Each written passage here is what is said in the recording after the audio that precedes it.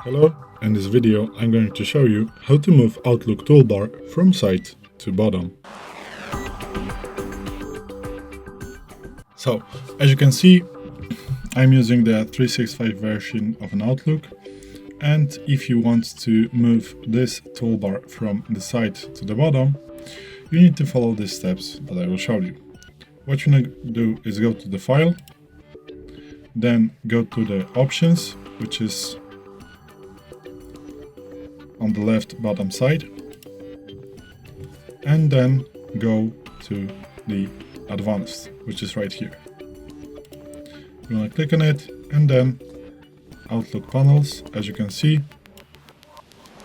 you need to unmark this show apps in Outlook.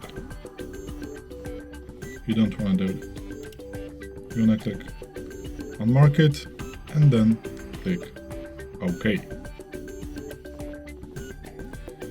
As you can see, you need to restart the Outlook to make it work. So let's do it right now. We just want to close and then open the Outlook again. And now, as you can see, we do not have no more the toolbar on the left side. It is right here. So we have calendar, mail, people, and checklist. And as you can see, we have this navigation options. And we have here maximum numbers of visible items. If we do this we're gonna see the files, the back option, and something like that.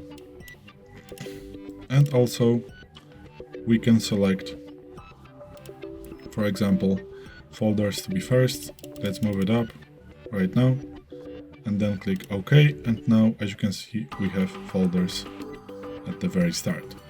So this is it. This is how you move a toolbar from side to the bottom. Thanks for watching.